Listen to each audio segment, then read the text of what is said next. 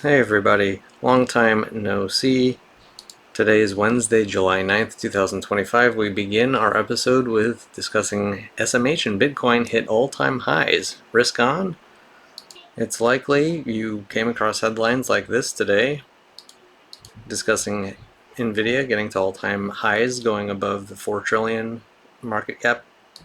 And along with that, you had the SMH semiconductor ETF also getting to all-time new highs. Some chart technicians are saying that there's still resistance here at this level, but we'll see what happens. The main point here is simply that, whether it is Nvidia, which in my opinion is priced like a meme stock at this point, seeing how much speculation is in the current price of it, whether you look at the NASDAQ, the triple Qs, whether you look at Bitcoin, or whether you look at the rest of the cryptocurrency market also getting quite bullish. All of these markets are suggesting a risk-on environment.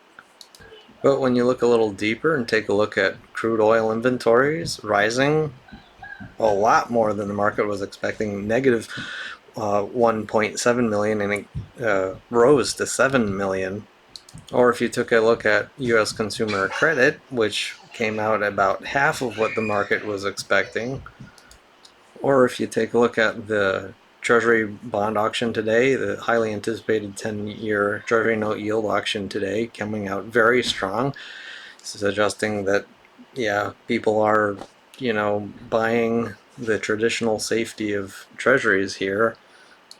This all says to me, if you go beyond the typical headlines that the retail consumer will be getting excited about, you can see a lot more cracks going on. We'll see if that continues tomorrow with the jobless claims coming out.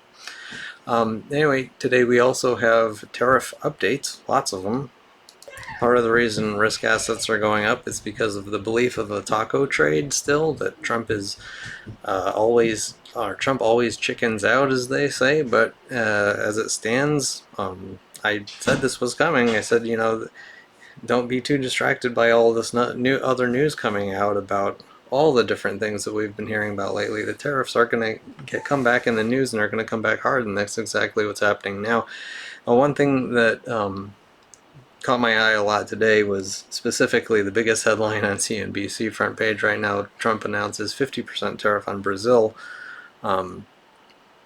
You might think that could cause EWZ, Brazilian ETF, to fall a little more pretty hard. It went down by 2%, and while it's sort of a large move, and compared to recent history, it's not a very large move at all. And after hours, we have another 2% going down, but not the kind of chaos that we're seeing yet. Anyway, there's a whole smorgasbord of lots of stuff going on.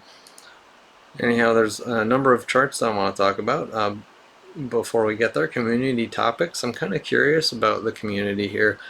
What do you see as your safest long-term investment holding? Do you have something that you are holding onto dear life and you think is the safest possible thing that you have? I'm very curious what my viewers think about that idea. Then coming up for the calendar section, we have tomorrow jobless claims. Remember, the continuing claims has been getting to new multi-year highs recently. The job market is currently falling apart.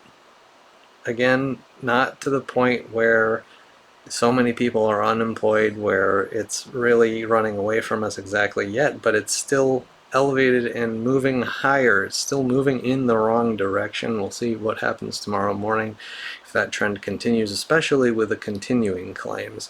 And then, of course, as always, tariff updates. Thank you for watching, subscribing, commenting, and supporting the channel.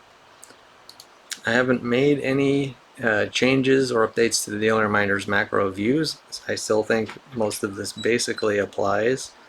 I intend to update all of this stuff more thoroughly when I get a chance, but I still think it's very valid to take a look at my website if you are not aware of these things. I think these are important to have on your mind on a daily basis, not a once in a while thing, on a daily basis. these macro reminders. Also, no changes in the crystal ball ratings nor the Robschild portfolio. Alright, moving on to charts, starting with the SPX, the S&P 500, pretty much near all-time highs. We had an all-time high on Thursday right before the holiday, July 4th. Almost pretty much every chartist I'm listening to, it doesn't matter if you're listening to Figure Out Money, Bravo's Research, Ira Epstein, Gareth Soloway and his team, all of them, everybody is expecting like minimally a 5 to 8% correction from this level. They see a lot of resistance lines here. You can ignore my lines, they're worthless compared to a lot of other chartists out there. I don't know what to make of this. I think, again, my stance overall is that the valuations are they're just out of hand, and it would make sense for the market to be at a lower price from here. It doesn't make sense to pay prices this high for the companies that have these ginormous market caps that are assuming so much price into the future. They're not worth that current price right now. In order for them to be worth that price, they need, you got to remember, when you're buying something for a certain price, you need it to grow. You need expectations of further growth. Once the market starts sniffing out, hey, maybe these companies aren't going to make infinitely more money forever and forever, and that just slows down a little bit the compression of earnings contraction and or price earnings contraction can drop the S&P 500 an enormous amount from here, especially like just take a look at the Cape-Shiller ratio. It's one of the main things I emphasize to make sure you're highly in tune with. Next, we're going to take a look at TLT, my favorite place to be. I had previously had a sort of a inverse head and shoulders going on that I thought we went to the upside out of, and that broke down. I had a different parallel channel.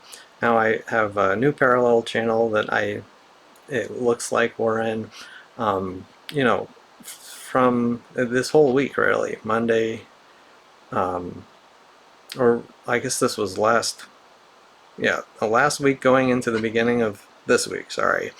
TLT has been sort of dropping, and then yesterday and today started getting some buying. Today was a very strong day in TLT, largely because of the 10-year treasury note yield auction. Just to remind everybody too, you remember how the idea was, all of these tariffs are going to make people run away from treasuries? Well, that didn't happen today. There's a lot of tariff turmoil going on, and people are running to treasuries, not away from them. So just wanted to point that out. On top of that, you have the MOVE index dropping to a new, a new low that we haven't seen since like the beginning of 2025 in that range. This is very bullish looking for bonds still. I'm those of you following the show wondering what I'm thinking while TLT has been falling. Well, the MOVE index is also falling. That is a discrepancy that will resolve itself one way or the other, and it looks like, to me right now, it's resolving for bonds to be bullish here. Add to this, you have the 10-year treasury note yield obviously dropping quite a bit today, dropping 7 basis points, starting to form what looks to me to be like head and shoulders right here, is it not? So we'll see how that ends up playing out with this little pink line here, having the neckline be May 1st to June 30th, it looks like, or July 1st, I guess. So we'll see how that continues. It's highly notable that copper, I talk about copper a lot. You guys hear me talk about copper all the time, constantly. And yesterday, copper moved up by 10% because Trump announced, hey, there's going to be a 50% tariff on copper, and so all of a sudden copper in the price of dollars got almost to $6, from $5 to $6, and now hovering around 550. Not really sure what to do from here. So when you have a direct political thing involved affecting the price of copper, I take it as less of a leading indicator. Normally, if copper is going way up, it means like huge demand, and that's like economy is like getting hotter. In this case, it's not exactly that. It's sort of a restraint on supply, a little bit of a supply crunch, squeezing it up. Let's see what happens from here. That's kind of my stance on it right now.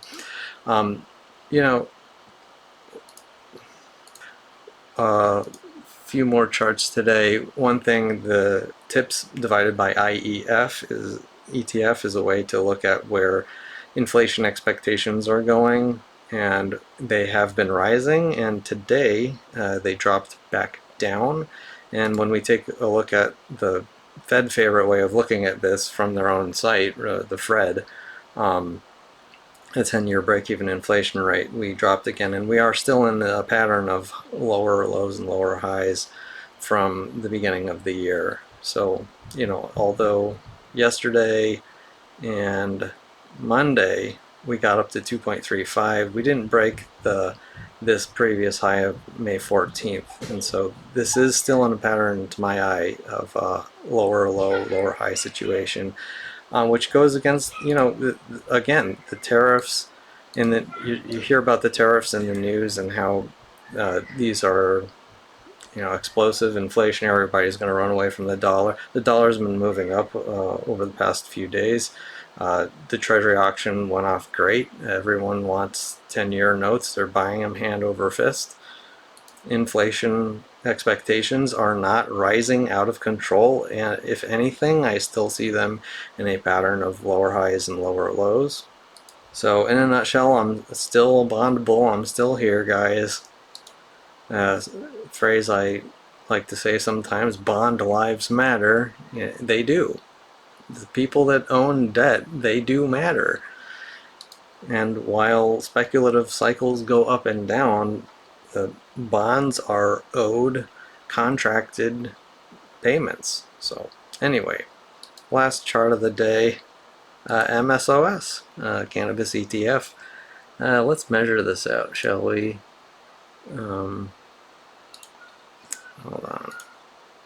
Those of you following the show know that I was talking about MSOS on these days at the end of June. I said we're getting to the all-time lows again, and I don't think this industry is dying. I think there's some value here. I don't think every cannabis stock is going to zero. Not every one of them going all the way to zero, and as long as they're not, again, this fund has dropped something like 95 to 97%. Since that low, we've gone up by 35% so far. So kudos to those of us with diamond hands in this industry. I may be selling some profits when we get to this blue line here, which is around $3 a share in MSOS, only because it serves as a resistance level, and I bought plenty here. There's no shame in taking some profits, because if it goes down again, I can always buy some more. But anyway, that's all I have for you for today's show. Hope you enjoyed. Thank you for watching, and see you again next time. Robschild.